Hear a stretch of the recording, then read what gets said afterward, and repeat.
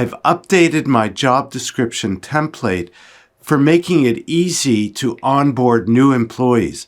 I'll explain that new feature in this video.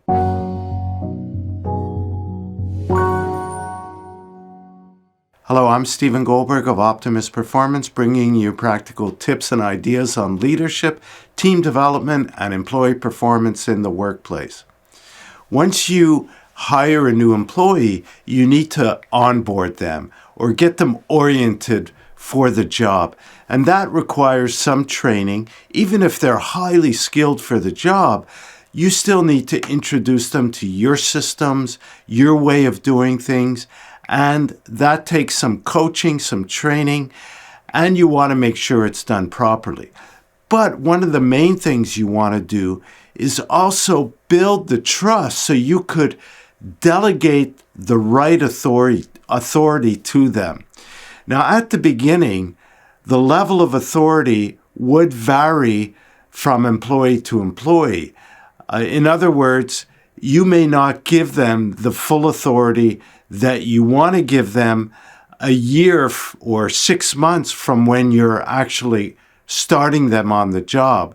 It's a process. And you don't want to snoopervise them. I use that term, snoopervise, like overly supervise them, because nobody wants that in a job. They want to gain the freedom to be able to do the job and perform it well in their own way. What you're looking for is results, but you're also looking for, hopefully, being able to free yourself from supervising them and just review the results, the deliverables, and gain the freedom to work on other things. And, that's what you want from your employees. And I say, hopefully, I hope that's your mindset, because that's the only way to really grow and scale a business, is to have employees that are able to assume full responsibility.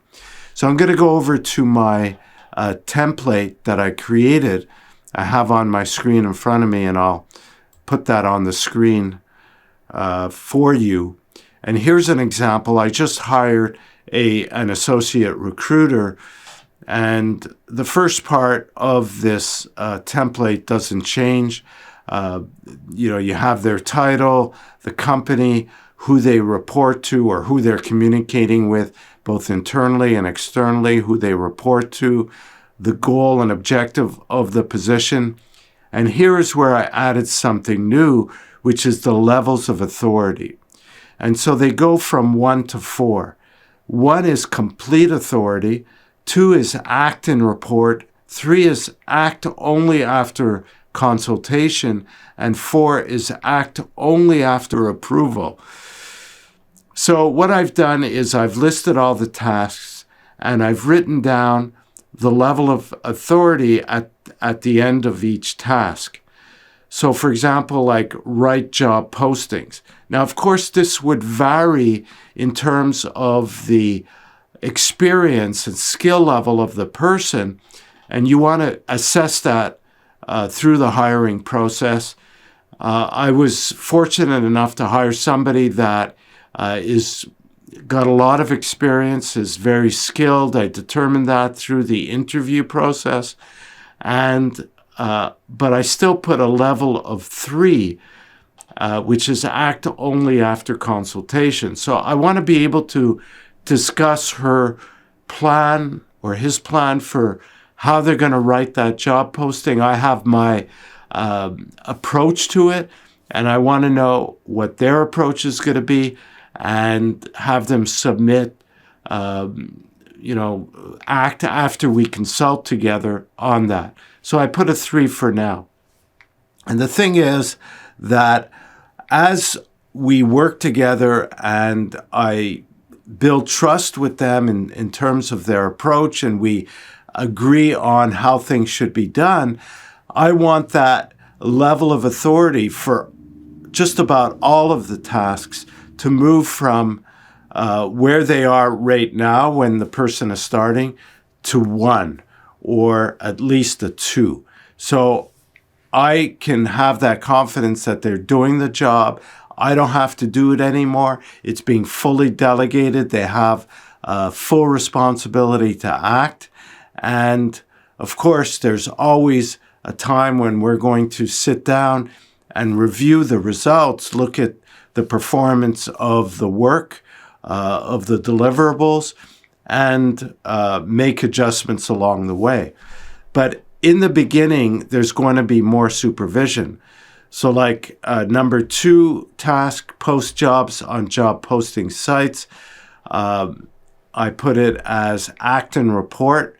I know they've done this often in the past, and I feel confident that once we agree on the job posting, that they're able to fully do that and let me know when it's done so I could review it if I want. And so for each of the tasks, as you can see, I've applied a rating for the level of authority.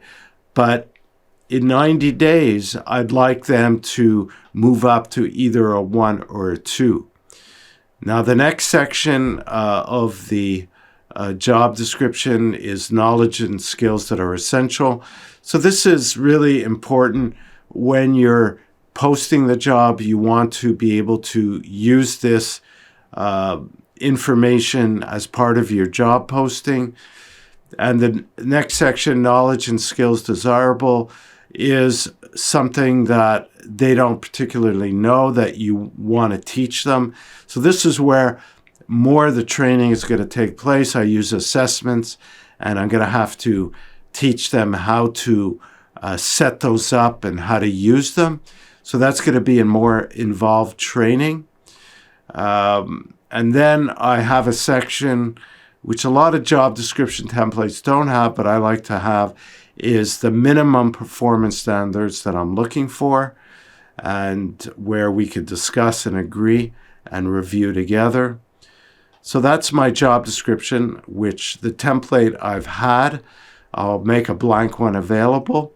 But what I've added is this section on authority levels, which is hugely important.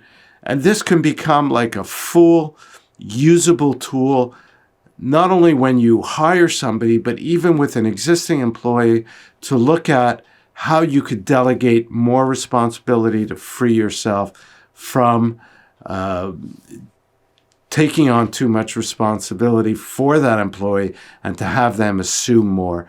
And if you have an employee, I just want to mention this, if you have an employee that's been with you for more than a year, or, I've seen this with employees that have been with a company for 5 years and they still don't have a level of authority of full response, complete authority, or at least act and report.